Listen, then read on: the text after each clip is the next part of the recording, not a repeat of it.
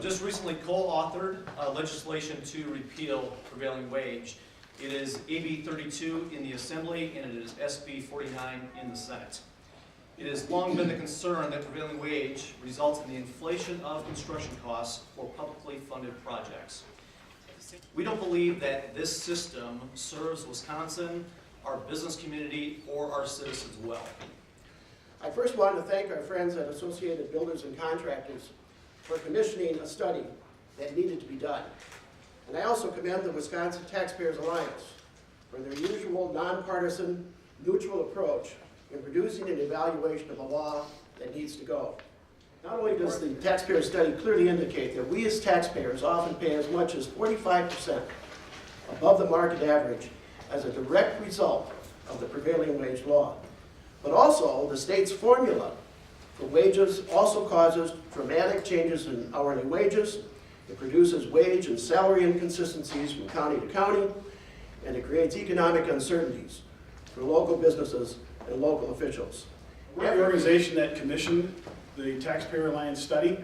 We approached them in November of 2014. As contractors, we knew that the prevailing wage system was broke. It did not do what it purported to do. But what we wanted to do was to find an organization that had the reputation and the academic ability to evaluate that question.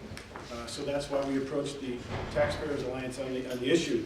What the study finds is that despite what proponents of prevailing wage claim, that it reflects local wage standards, that it really doesn't. In some cases, it significantly inflates local wage standards. In some instances, there are anomalies created in the way that formula is used to set wage rates that just make no sense for the industry. We knew this as people inside the industry.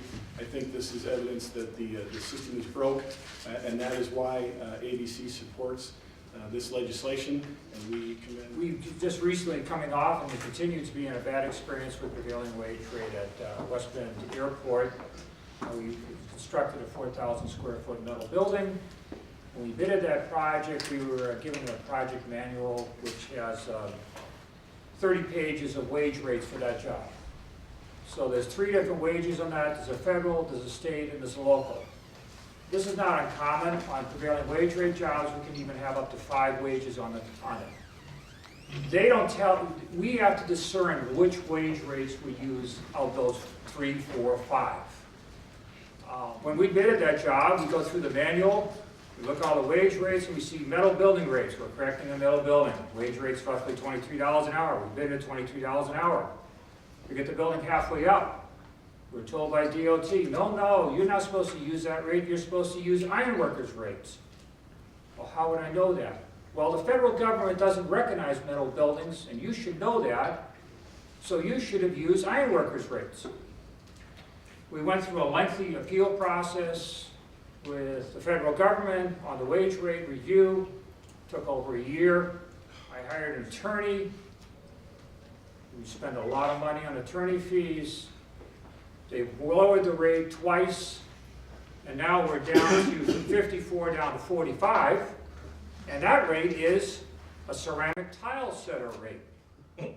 And there is no ceramic tile on that job, by the way. So we have a clear. Prevailing wage rate is very confusing because, particularly for smaller contractors, smaller subcontractors, a $400,000 metal building for West Bend Airport is not exactly a big project. So we attract, a smaller project can attract a lot of, hopefully, local contractors and smaller contractors. A lot of these will not bid it because of all the additional paperwork and how confusing it can be. I think one of the important nuances to prevailing wage that you will hear from many of my colleagues up here who have been heavily involved in looking at the prevailing wage for several years and are very, very knowledgeable, and we're very much a part of the collaborative effort regarding the repeal of prevailing wage, is they have heard it as well as I that prevailing wage law has a significant impact on many of our local municipalities and including our school districts.